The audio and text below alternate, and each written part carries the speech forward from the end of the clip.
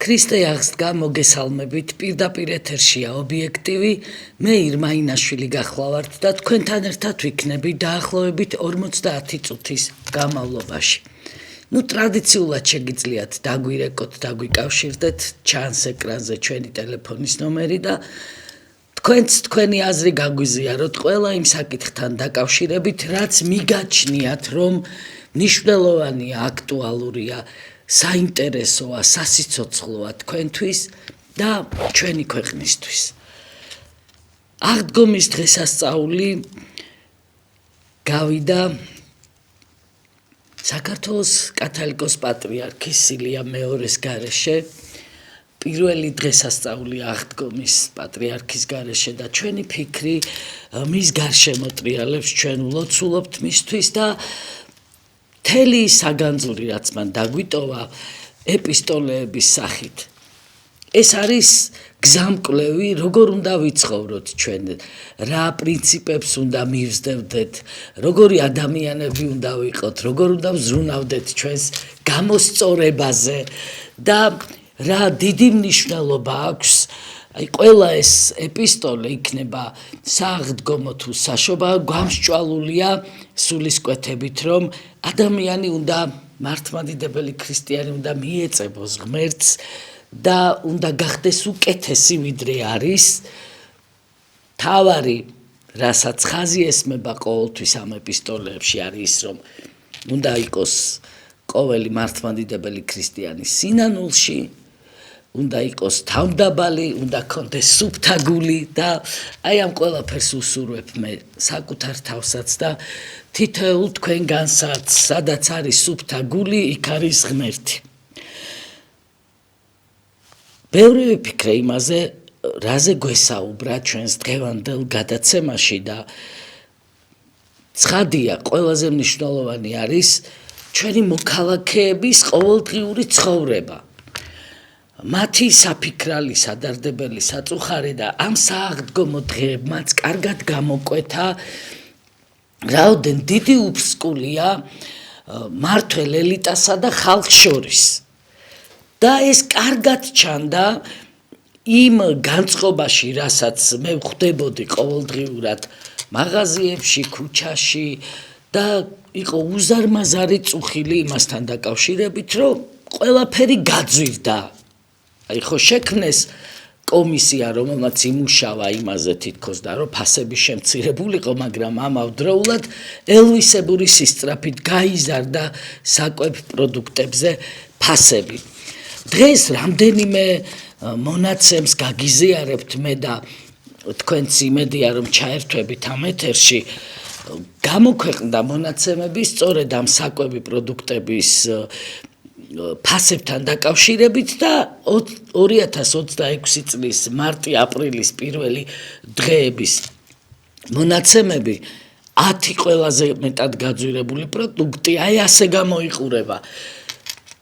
მწვანე ლობიოზე ფასი გაიზარდა 57%-ით, ლიმონი გაძვირდა 51%-ით, ბადრიჯანი 33%-ზე მეტით, ახალი თევზი 28%-ით, ხორბლის პური 16%-ით, ქლიავი 92%-ით, ბადრიჯანი 12 ლარი ღირდა, კიტრი 12-13 ლარი, კატასტროფულად იზრდება ფასები საკვებ პროდუქტებზე, მაგრამ ამავდროულად იზრდება უმაღლესი თანამდებობის პირების ხელფასებიც. ისინი ხო უნდა ცხოვრობდნენ კეთილდღეობაში, აბა რა, ეკუთვნით. ეს თქვენ არ გეკუთვნით, თორე იმათ კი ეკუთვნით. და გამოქვეყნდა მონაცემები, რომ უმაღლესი პოლიტიკური თანამდებობის პირებს აქ შედის პრემიერი, პარლამენტის თავმჯდომარე, პრეზიდენტი, დეპუტატები, მინისტრების მოადგილეები, მათი ხელფასები 50 ჯერ აღემატება, აი მიჩნეული რო არის საარსებო მინიმუმი 290 ლარი, ამ 284 ლარს. და პენსიას აღემატება 40 ჯერ და მეტჯერ. პრემიერის, პრეზიდენტის, პარლამენტის თავმჯდომარის ხელფასი 16,000 ლარია, კიდევ გაეზარდათ ხელფასი და 16,000 ლარია, მინისტრების 14,000 ლარი, დეპუტატების 12,000-ზე მეტი, მოსამართლეების ასევე 14,000, 13,000 და აი ამ ფონზე ჩვენ ვხედავთ მოსახლეობას, რომელიც სულს ღაფავს სიღარიბეში და ყოველდღიურად ფიქრობს და წუხს იმაზე, როგორ გადარჩეს. ანუ ის დღე როგორ გადააგოროს, როგორ მიიტანოს სული მეორე დღემდე და მეორე განთიადამდე. და ბევრჯერ გვითქვამთ ჩვენ დღესაც მინდა გავიმეორო, რომ ქვეყანაში სადღაც 0,7%-ია ჩვენი მოსახლეობისა, რომელსაც თვეში აქვს 100,000 ლარიდან 3 მილიონ ლარამდე და 99,3%-ს რა აქვს დაახლოებით საშუალო რომ გამოიყვანო 1,000 ლარი და ზოგს არა აქვს ხო საერთოდ ესა და ზოგი საერთოდ უკიდურეს სიღატაკეშია. ანუ ჩვენი მოსახლეობის 24,000 კაცი მოსახლეობიდან ფლობს ყველაფერს და დანარჩენი არაფერს. 0,7% ფლობს ყველაფერს, ყველანაირ სიმდიდრეს, კეთილდღეობას, ფუფუნებას და 99,3% არაფერს. აი ასეთ ქვეყანაში ვცხოვრობთ ჩვენ ხედავთ რა მძიმე მდგომარეობაში არიან პენსიონერები, 800,000-ზე მეტი პენსიონერი გვყავს და აქედან უდიდეს ნაწილს აქვს საბანკო ვალი, ძირითადად იხდიან პროცენტს და ძირს ვერ ფარავენ. ესეც არის უკიდურესად სერიოზული პრობლემა, რაც ამ პენსიონერების მდგომარეობას კიდევ უფრო ამძიმებს და აი ამ ფონზე გამოვლენ ახლა ქართული ოცნების პოლიტიკური ელიტის წარმომადგენლები და იტყვია, რომ კარგად ცხოვრობთ. და კიდევ უმადურები ხართ, რომ ვერ გრძნობთ, როგორ იზრდება ჩვენი ეკონომიკა თურმე, როგორ წინაურდებით ბედნიერი ქვეყნების რიგში და ასე შემდეგ. ყველაფერში ტყუილი და სპექტაკლებია. ეს არის ძალიან სამწუხარო რეალობა, რა რეალობაში ჩვენ გვიწევს ცხოვრება. და კიდევ ერთი მონაცემი მინდა გაგაცნოთ, ეს ეხება ბავშვთა სიღარიბეს და ბავშვების მდგომარეობას ქვეყანაში. ომბუდსმენი სახალხო დამცველი ავრცელებს ინფორმაციას, რომ საქართველოში სოციალურად დაუცველთა ბაზაში 369,957 ბავშვი არის აღრიცხული. და 2025 წელს სოციალური დახმარების პროგრამის მონაცემთა ბაზაშიო რეგისტრირებული მოსახლეობის რაოდენობა 1,300,000 გადააჭარბა. წარმოიდგინეთ რა მდგომარეობაში ვართ ჩვენ. 1,300,000 გადააჭარბა იმ მოსახლეობის რაოდენობა, ვინც აღრიცხულია ამ სოცდაუცველთა ბაზაში, ანუ უკიდურესად გაჭირვებულია. პირველი ზარია ჩვენს ეთერში.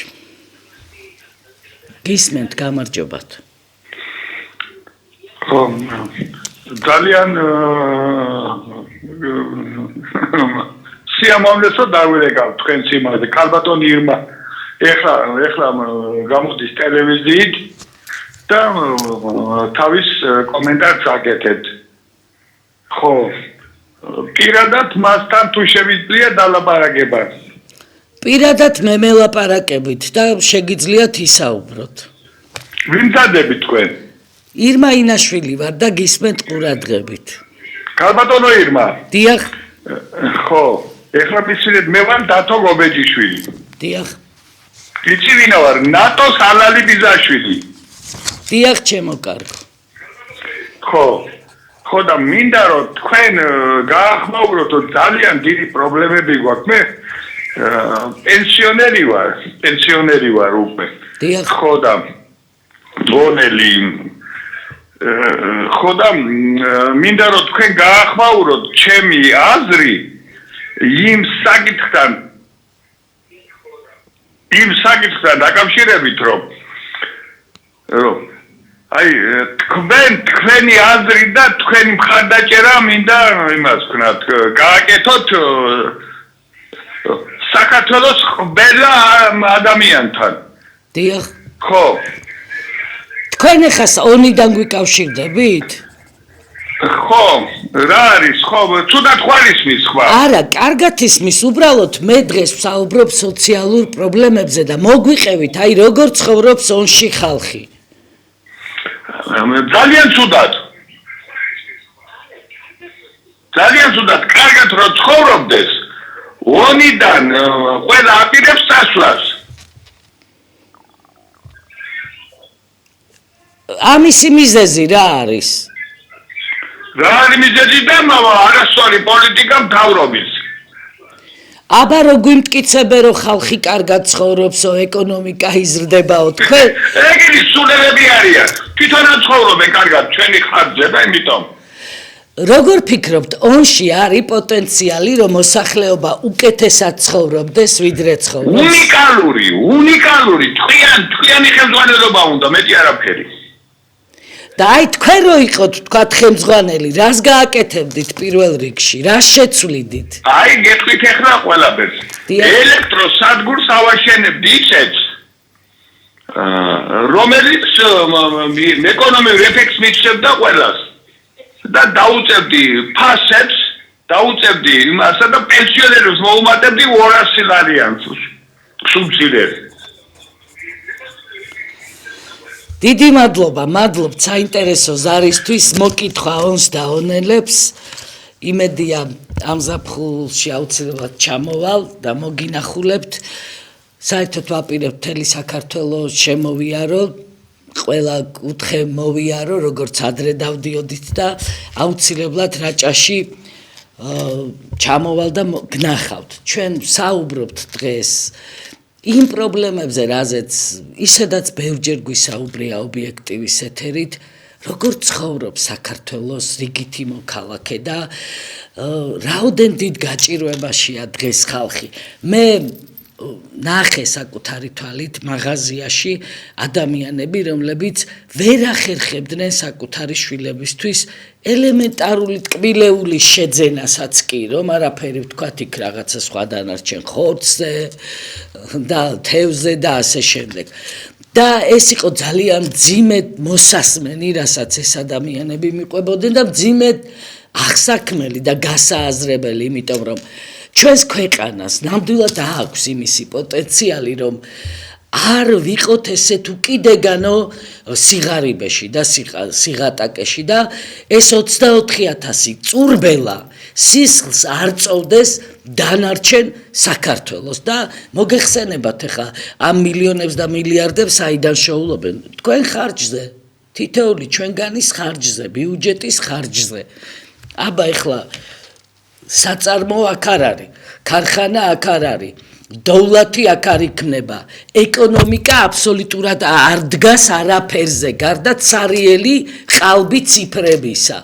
და ეს ჯგუფი, ეს პატარა ჯგუფი 24,000 კაცი, რომელის ხელშიც მთელი ეს სიმდიდრე არის, ამ ქვეყნის სწორედ წურბელა არის ჩვენი ხალხისა და ქვეყნის კისერზე. ზარი კიდევ ერთი, გისმენთ ყურადღებით. ისაუბრეთ, გამარჯობათ, ისაუბრეთ პირდაპირ. ერთი რაუნდი ხათინაგენეთიშო. არგინეთიშო. ისაუბრეთ. აი ხანა რომელიც ლექნა, აი ვერია მამაუათუია. დაიგე მოაწყეთ მაგით. არ მესმის, ბოდიშს გიხდით, ტელემაყურებელი შეწუხდება და თავიდან დაგვიკავშირდით. წეგან მონაცემებზე ვსაუბრობდი მე, რომ 2025 წელს სოციალური დახმარების მონაცემთა ბაზაში რეგისტრირებული მოსახლეობის რაოდენობა 1,307,607 პირს შეადგენს, 1,300,000-ზე მეტს. და დააკვირდით, რაზე მინდა კიდე გაამახვილოთ ყურადღება. საქართველოში 2 მილიონი მოქალაქეს აქვს მინიმუმ ერთი სესხი მაინც. ანუ მოსახლეობის აბსოლუტური უმრავლესობა არის საბანკო თუ მიკროსაფინანსო სისტემის მძევალი. ზოგს ერთი კი არა, რამდენიმე სესხი აქვს და ვერ ახერხებენ თავი დააღწიონ ამას. ზარი კიდევ ერთი. ალო? გამარჯობა, თისაუბრეთ. ირმა გენაცვალე. დიახ. ამდენად სოციალურად დავუძე, ხალხს ხელის განძრევაც არ უნდა. აქ პენსიონერს რომ მოუმატო 200 ლარი, სულ აღარ გაანძრევთ ხელს მისი ოჯახის წევრი. თქვენ უნდა ახვეთოთ შემოტანილი პროდუქტი, გაყიდვა თურქეთია თუ ირანია თუ რაიმე და უნდა დამუშავდეს საქართველოს მიწები და აღარ სამდენად სოციალური დაუცველი იქნება. ხელის განძრევა არ უნდა, მათი შვილიშვილები ზიანდებია ბაბუის პენსიაზე. მადლობთ, ნუ ვიქნებით ესეთი გაბრაზებულები, იმიტომ რომ ხელსაც ანძრევენ, მუშაობენ კიდეც და ნამდვილად ზარმაციერი ჩვენ არა ვართ. შვილიშვილებიც ეხმარებიან ბებია ბაბუებს, მაგრამ ღირსეული პენსია ყველა სჭირდება და ის შრომა, რასაც ეწეოდა ადამიანი საკუთარ პროფესიაში ამდენი წლის მანძილზე, წვლილი შექონდა ქვეყნის კეთილდღეობაში, სათანადოდ უნდა იყოს დაფასებული. აი, როდესაც პენსიონერის პენსია 300 ლარი, 405 ლარი ზოგთიან რეგიონებში და კიდე რაღაც სპეციფიკური კატეგორიებია, აი ამას შეადგენს და არა მეც. და როდესაც შენი უმაღლესი თანამდებობის პირების ხელფასი არის 12800, 13000, 14000, 16000 ლარი, მე სწორედ აი ამ უკიდეგანო სოციალურ უსამართლობაზე ვსაუბრობ, თორე როგორ გამოვასწოროთ ვითარება, ჩვენ ნამდვილად ვიცით, რა თქმა უნდა, ბევრი რამ არის გასაკეთებელი. რა თქმა უნდა იყოს დაცული ქვეყანაში სოციალური სამართლიანობაც, უნდა დავისახოთ მიზნად, რომ ეს ოჯახები ამოვიყვანოთ ამ მარადიული ვალების ორმოდან და ამისი გაკეთება შესაძლებელია. ჩვენ ძალიან კონკრეტული პროგრამა გვქონდა და დღესაც ძალაშია ეს პროგრამა, რომ საოჯახო ბიზნესის სტიმულირება მოხდეს. დაუჭიროთ მხარი საოჯახო ბიზნესის სტიმულირებას, რომ საშუალო ფენა შეიქმნას ქვეყანაში. მაშინ, როდესაც ჩვენ არ ვაწარმოებთ არაფერს, აი ამ პლასმასის კალმისტარს არ ვაწარმოებთ, აი ასეთ წიგნაკს არ ვაწარმოებთ, არაფერს არ ვაწარმოებთ. ჩვენ ასეთ ვითარებაში საშუალო ფენა ვერ შეიქმნება და ჩვენი პროგრამა სწორედ იმას ითვალისწინებდა და ითვალისწინებს, რომ შეიქმნას სახელმწიფო ფონდი, რომელიც მიზანმიმართულად დაეხმარება კონკრეტულ ოჯახებს და აქ საუბარი არის ათასობით ოჯახზე თავიანთი პატარა ბიზნესის აშენებაში. ზოგმა ხელსახოცი აწარმოოს, ზოგმა პლასმასის კალმისტარი აწარმოოს, ზოგმა სავარცხელი აწარმოოს, იმიტომ რომ ჩვენ ვერაფერს ვერ ვქნით, არაფერს არ ვქნით. წინდაც კი, მაისურიც კი არ არის, რომ აწარმოებდეს საქართველოში რაღაცა მანუფაქტურა იყოს, რომელიც ამას აკეთებს. აი ეს ფენა, რომ შეიქმნას, საჭიროა მოხდეს აი ამისი წახალისება, სტიმულირება, მხარდაჭერა სახელმწიფოს პრიორიტეტებს შორის ერთ-ერთი უმთავრესი ეს უნდა იყოს სწორედ. ზარია კიდევ ერთი ჩვენს ეთერში. ალო. ისაუბრეთ, გამარჯობათ. გამარჯობათ, საბატონო. აი, როკეტი ყველაფერს მოათავსავთ. მე ძალიან ჯერათ მე რო გულით მიყვარს ფენა. ხალხებს ვთქვით, ამბობთ ნაცალ, მაგრამ ერთი მაგრამ ამისა. მე მოხდება აი ისინი შვიდობა მოვიტანეს ქვეყანაში ფერგაშიმო ამჩიადა ფონდი ფერმები ყარია და არის ბევრი გამოწვევა კიდევაც ვერ ვიწყოს საერთოდ არაფერი და კი ის პენსიონერებს აგემეთ პენსიონერებს მეტი გვინდა პენსია წარმოებები არ არის მოთხოვნები უნდა დააყენოს სერიოზულად ეს არა მარტო ვიყარებოთ და არა ის ახლა ის აუცილებელი რომ გადავიქი და გადმოდექი მაგრამ შენი მოთხოვნებია გავაშერეთ მამაძე. მადლობა. ანუ ვინმე რომ მოიჩიო იქიდან. დიდი მადლობა საინტერესო ზარისთვის. მთავარი რაც აჩვენებს და განსაზღვრავს როგორ ქვეყანაში ვცხოვრობთ ჩვენ არის პოლიტიკური მიმართულება, ანუ რა პოლიტიკური უფლებები, თავისუფლებები, ადამიანის უფლებები რამდენად არის ქვეყანაში დაცული და მეორე მიმართულება ეს არის ეკონომიკა, როგორ არის უზრუნველყოფილი ქვეყნის თითოეული მოქალაქე, როგორ არის დაცული და რაოდენ აქვს დაძლეული სახელმწიფოს და აქვს თუ არა საერთოდ დაძლეული სიღარიბე, სიღატაკე, ეს უკიდეგანო სოციალური პრობლემები, რაზეც ახლა მე ვსაუბრობ. და სხვა მხრივ ახლა გასაგებია რომ რაღაცაც კეთდება, ყველა ხელისუფლება რაღაცასაც აკეთებს, მაგრამ ესეც იწონება. შეიძლება რაღაცას აკეთებ, მაგრამ იმდენს აფუჭებ, რომ ის გაკეთებული უკვე იფარება შენი გაფუჭებული საქმეებით. თორე რო აიღო კუნძი და ის დასვა ხელისუფლებაში, სისტემა მუშაობს მაინც და ის კუნძიც კი რაღაცას აკეთებს. ეს იმას კი არ ნიშნავს, რომ ქვეყანა ვითარდება, წინ მიდის და ჩვენი მოსახლეობის მდგომარეობა უმჯობესდება.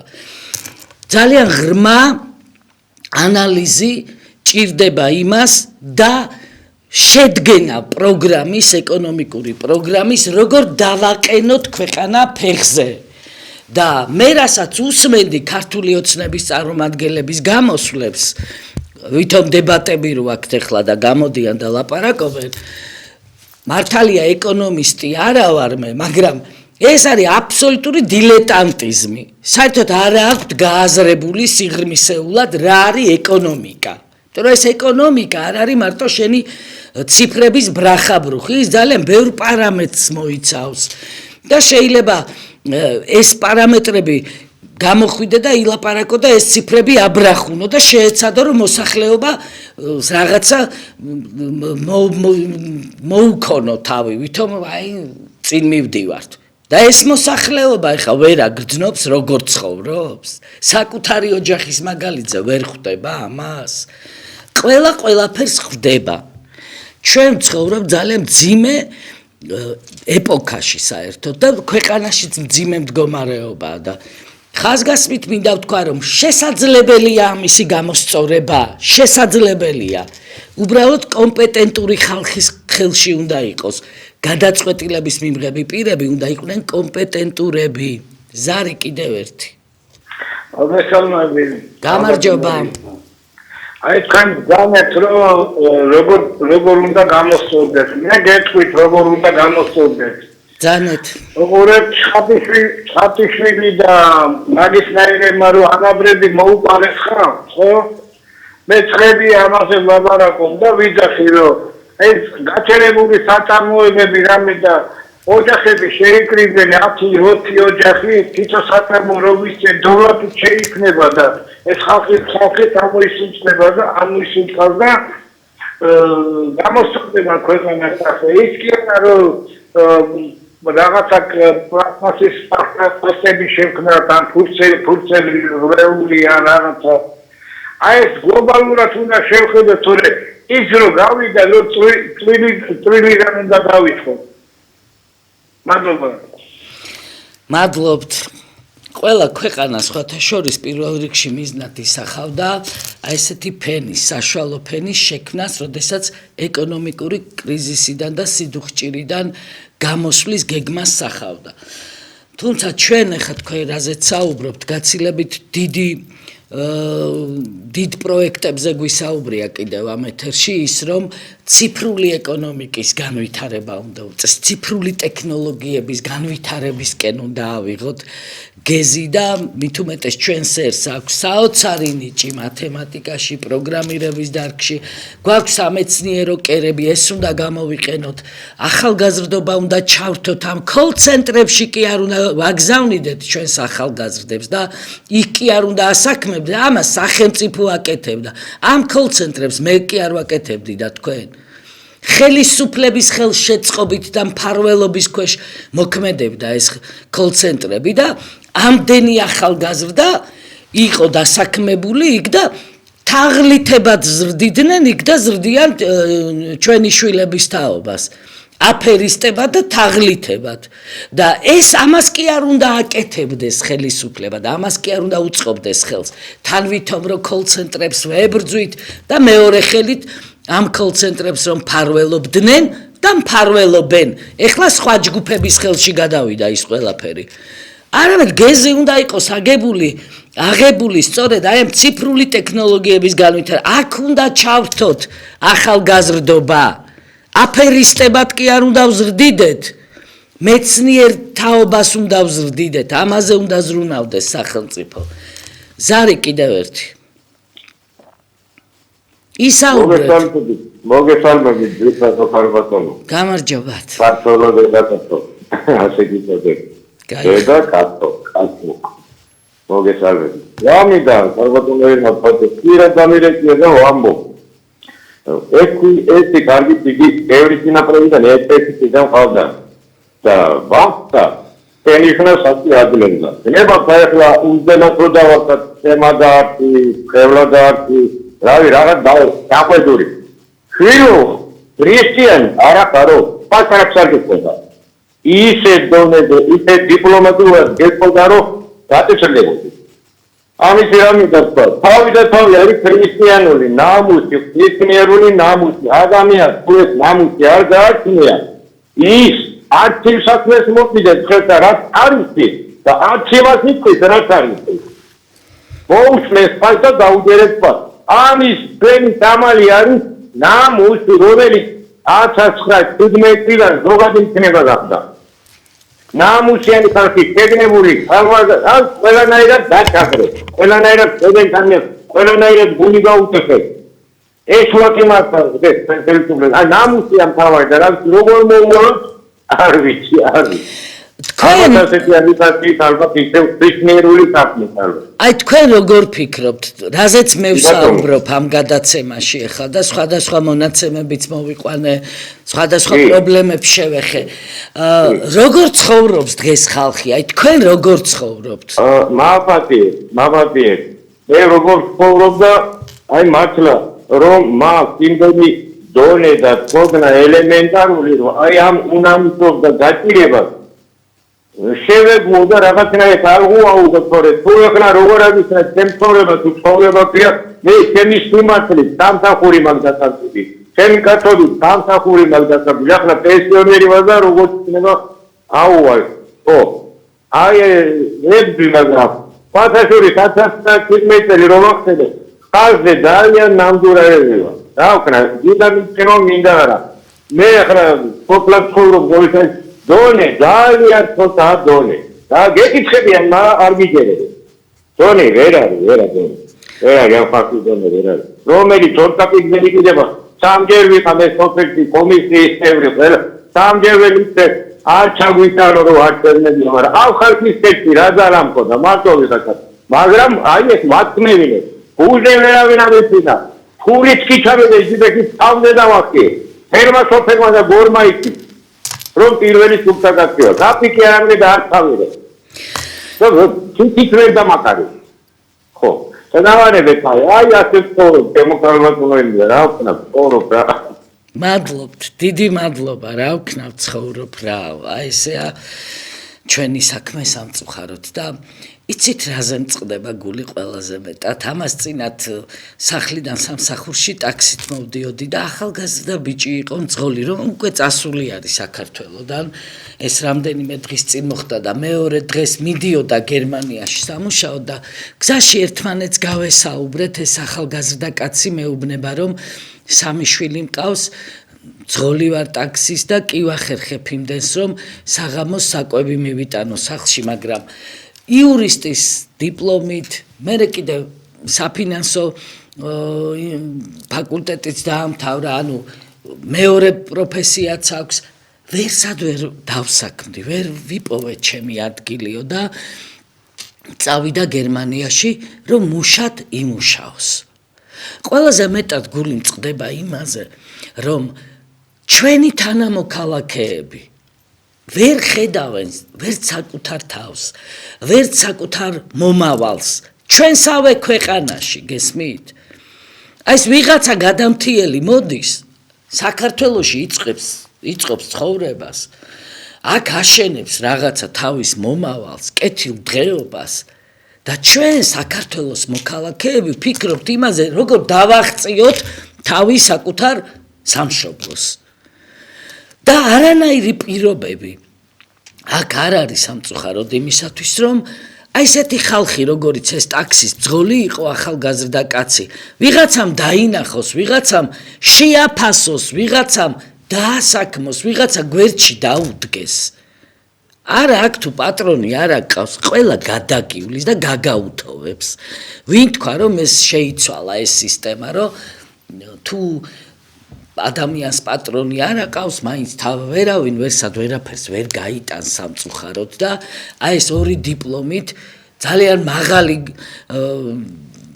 სხვა შორის რაც მომიყვა გზაში კარგი ნიშნები დაამთავრა ეს კარგი მონაცემები დაამთავრა ეს ორივე უმაღლესი სასწავლებელი ამ ახალგაზრდა კაცმა და ბევრგან გააგზავნა ეს თავისი CV რასაც ქვია ანუ ბიოგრაფიები ბევრგან გააგზავნა ბევრ შესთავაზა საკუთარი თავი მაგრამ არა იმიტომ რომ არავინ არ ხედავს ასეთ ხალხს და ესეთი ახალგაზრდობა ტოვებს ქვეყანას და აგერ კი გავივსეთ არაბებით, ირანელებით, პაკისტანელებით და დავუთმოთ მაშინ ეს ყველაფერი და წავიდეს ეს ჩვენი ახალგაზრდობა ამ ქვეყნიდან. ეს არის ნორმალური მართვა სახელმწიფოსი? სახელმწიფო არ უნდა ზრუნავდეს თითოეულ მოქალაქეზე. აი იმ ძღოლზეც კი ის ხო ვიღაცამ უნდა დაინახოს.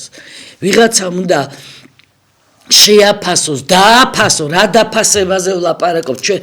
ამ ქვეყანაში ვინ დაუფასებიათ ეხლა რომ ის ახალგაზრდა კაცი ვინმე დააფასოს, მაგრამ მე საუბრობ იმაზე, როგორ უნდა იმართებოდეს საერთოდ სახელმწიფო. და რას ნიშნავს ეხლა რომ 24,000 კაცის კეთილდღეობაზეა ორიენტირებული მთელი სახელმწიფო, ხო?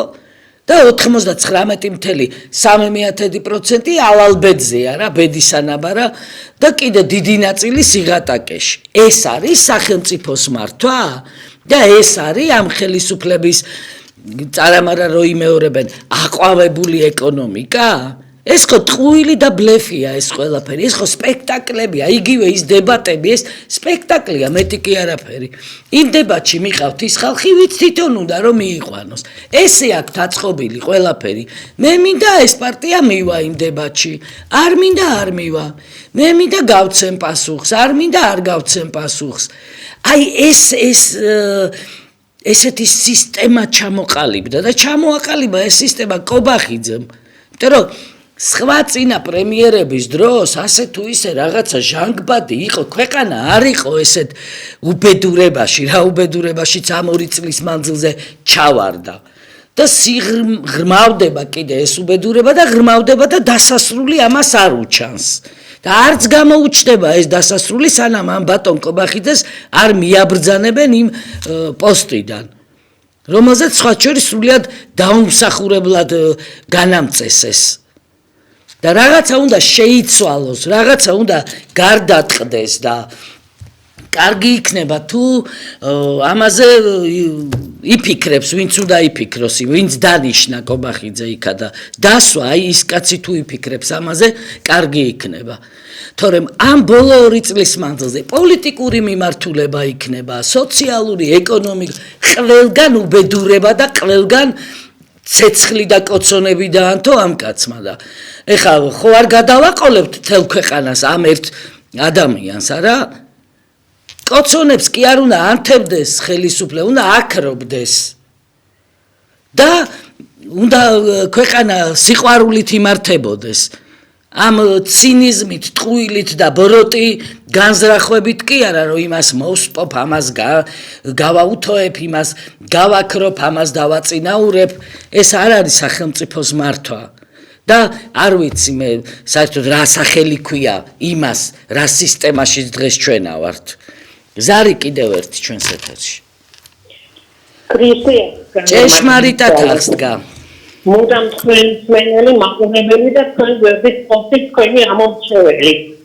შემოირმა ვინ გარბის და ვინც არ გარბის აქვე გუპირობენ ჩახოცვას ცხოვრობ აქვე ორ ნაბიჯში მიგოროყვადან ძეგლის სტატუსის მქონე სახლში პირდაპირ მნიშვნელობით გვემთხვევა თავზე სახლები და ქალაქი რომელიც დაფინანსებაც არის 2 მილიარდ 500 მილიონი ვერ გამოიგებნა საშუალება ჩვენი სახლების მოწესრიგებისათვის არც არავის გვაყარებენ არც თვითონ მოდიან ელიან როდის დამიხოცებით ეს არის ჩვენი რეალობა ეს არის სიკვდილით სავსე ქალაქი ბატონ კალაძის გასაგონად ვამბობ სიკვდილით სავსე ქალაქი ვინც არ მიმართეთ ბატონი ვაგაცნობს მე ოთარაშვილი ვინც არ მიმართ არ საიდახმა არ სენძაკი ელიან როდის დამიმართებით ჩვენსავე სახლებში ეს არის განაცხადი დღეს ქართველებისთვის არა რას ბრძანებთ პირიქით დიდი მადლობა ზარისთვის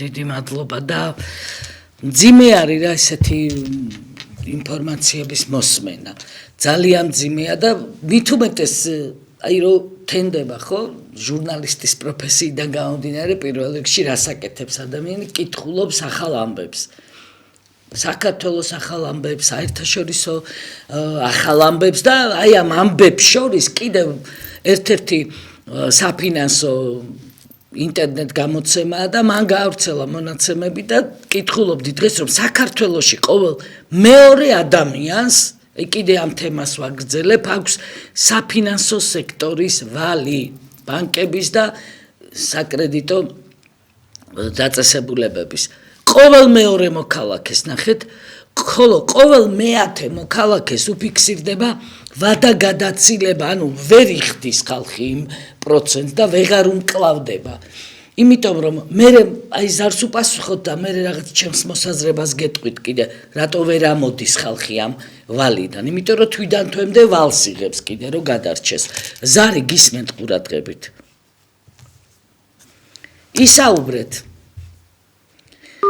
დროს ნუ დავკარგავთ აი ვადაგადაცილებაზე ვსაუბრობდი მე რომ ყოველი მეათე მოქალაქე არის რომელიც ვერ იხდის ვალს და მოსახლეობისო 10%-ზე მეც უფიქსირდება ეს ვადაგადაცილება ეს ხდება იმიტომ რომ თვიდან თვემდე ოჯახები ვერ ახერხებენ ჩაეტიონ ის შემწეობა იქნება რაღაცა დახმარება იქნება თუ მიზერული შემოსავალი რასაც ისინი ფლობენ ამითი ვერ ახერხებენ ოჯახების გადარჩენას ფიზიკურ გადარჩენაზე მიდის ლაპარაკი ხზე იმ რაღაცა ფუფუნებაზე კი არა რომ შეიძლება ოჯახის დიასახლისმა სალონში თმა დაივარცხნოს ან სტომატოლოგთან მივიდეს არა მეგობრებო ამაზე ლაპარაკიც არა და ამიტომ ყველა ცდილობს რომ რაღაცა ვალი აიღოს ის ვალი აიღო მერე ვერ გადაიხადა მერე კიდე იმ ვალს ვალი დაემატა და აი ასე ჩვენი ოჯახების უდიდესი ნაწილი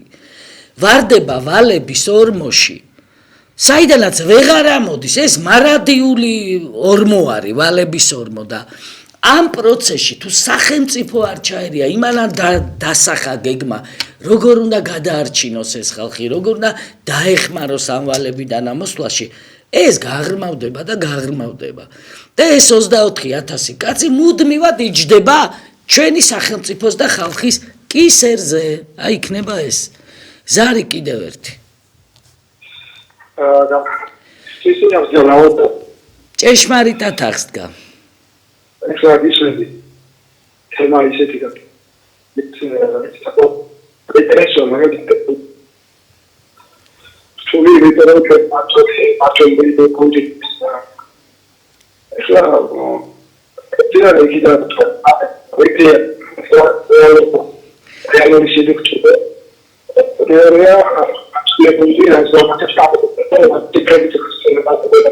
მაპატიეთ ძალიან ცუდად ისმის და იქნებ შეეცადოთ რომ კიდე დაგვიკავშირდეთ საინტერესო საუბრობდით და თუ შეძლებთ დაგვიკავშირდით თავიდან ვალების ორმო საიდანაც ვერ ამოდის ჩვენი ოჯახების უმრავლესობა და ამას განაპირობებს ის წირი მიზერული რაღაც დახმარებების შემწეობები რომელიც ადამიანს სინამდვილეში არ ყოფნის იმისათვის რომ თვიდან თვემდე მიიტანოს თავი გაიტანოს თავი და ფიზიკური გადარჩენა. ეს არის აი რომ ეს დღე გადააგორა რა. აი ასეთ ცხოვრობს საქართველოს მოსახლეობის უდიდესი ნაწილი. ეს დღეც გადავაგორეთ. მე მეორე დღეს გადააგორებ. იმ დღეს და მეორე დღეს კიდე რაღაცა ვალი ვალს ემატება. ეს ვალები იზრდება. მე ადამიანი და ოჯახები ვერ ახერხებენ ამ ვალის გადახდას და არის უსიხარულობა არისო. როგორ იქნება სიხარული მეგობრებო ქვეყანაში და ვინ გაივლის ქუჩაში გაღიმებული როცა ყოველ მეორე ადამიანს ყოველ მეორე მოქალაქეს აქვს ვალი საფინანსო სექტორის როდესაც ყოველი მეათე ვერ ახერხებს ამ ვალის გადახდას და იძირება უბედურებაში და ჯამურათო ეს ერთ-ერთი სააგენტო წერს დღეს რომ 2 მილიონ ადამიანს აქვს საფინანსო და საბანკო სისტემის ვალი და მიდი ახლა და გაღიმებულმა იარა თბილისის ან ქუთაისის ან ბათუმის ქუჩებში. გაღიმებული ეს 24,000 კაცი დადის. თქვენ და ჩვენ ვერ ვივლით გაღიმებულები. ზარი კიდევ ერთი. გამარჯობა თქვენ. გამარჯობათ. რო იღიმებოდე ხო უნდა გიხაროდეს, ჭეშმარიტად აღსდგა. განათლება შეიძლება ხანერე კარგავიდოს ახლა და აი პანახიძე რომ ვიყავით ძალიან მეორეში განებული.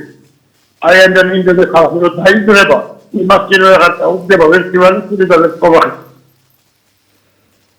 თორე ბოდიში და აპანახიძე არ მიგეთქიდე პაკადურო გზავა ხალხო.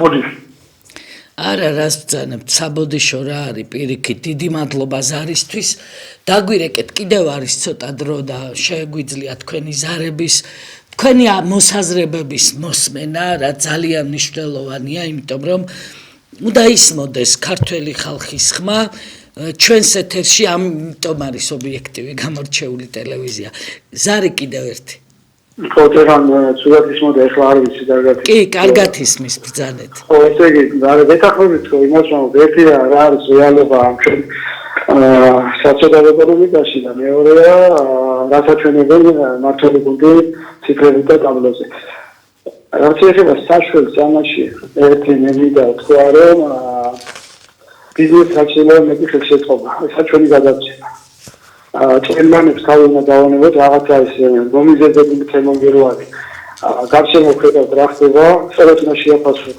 ჩვენმა გუნდმა ახლა ეს სიტუაცია და იმას კი არ მოდიო პასმასის ბოთლებს იმაში და ვიღაცა გაჭირებულმა რქერ მანქანა რო დაშალა იმაში ეზოში და რო დადებენ არიქა ვინმე თუჩილა ეს არა სპანერი მოქმ სამოქმედო ის ახლა მას ბერი შეიძლება ისაუბროს და მაგრამ აქაც შევია რა ის თემა არა აჩეხება იმაში და ვეთახმები წინა გამოშვას რომ ამას იგებოდა პარტიასთან პრესიერი ხალხი.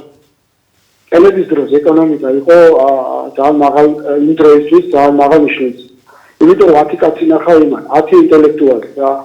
და ამით მართა და შექმნა ისაც შექმნა რა. ჩვენ და რასაც უკვე 10 კაცი კი არა, 3 და მეორე ისე ორი მოღალატე. აი ეს რეალობა დღეს ახლა მე ამას ავიგონებ, სამწუხაროდ ესე ხდება.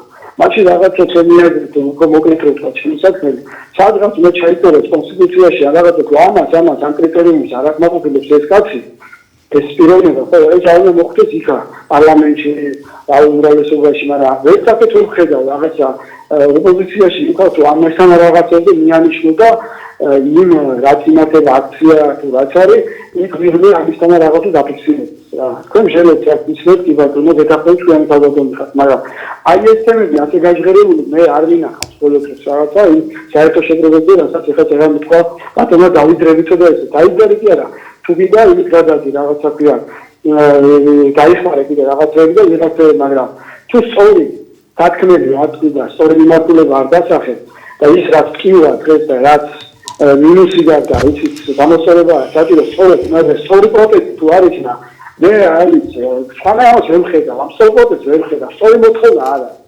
გეთანხმებით აი მაგაში გეთანხმებით მე ნამდვილად გეთანხმებით რომ ამას ჭირდება სწორ პროტესტს ორგანიზება სწორი ორგანიზება და იმ თემების წამოწევა რაც ხალხს აწუხებს ჩვენ გითხრათ სიმართლე ამაზე ძალიან სერიოზულად მუშაობთ და ძალიან სერიოზულად ვფიქრობთ და ამიტომაც ეს მიმართულება ეკონომიკა, სოციალური საკითხები არის ერთ-ერთი მნიშვნელოვანი მიმართულება ჩვენთვის და გეთანხმებით იმაში, რომ აუცილებელი არის რაღაც კოორდინაცია მოხდეს იმ ხალხის, რომელსაც შეუძლია თავისი მოსაზრებების გაზიარებას და წვლილი შეტანა ამაში და ვფიქრობ, რომ ჩვენ გამოვაცხადებთ ძალიან მალე ასეთი საკოორდინაციო საბჭოს შექმნის შესახებ ინიციატივას და კარგი იქნება თუ ჩაერთვებით. ყველა ჩაერთვებით, აი თქვენ რომელმაც ახლა დარეკეთ, პენსიონერები, რომლებიც რეკავენ, ახალგაზრდები, სხვათა შორის ძალიან უნდა ხელისუფლებას წარმოაჩინოს, რომ მარტო პენსიონერები რეკავენ ობიექტივის ეთერში და ისე რა საინტერესოა, ხო? მართლაც რომ დარეკავენ ხოლმე, ზოგიერთი რატომღაც უსვამს თავის ასაკს ხას.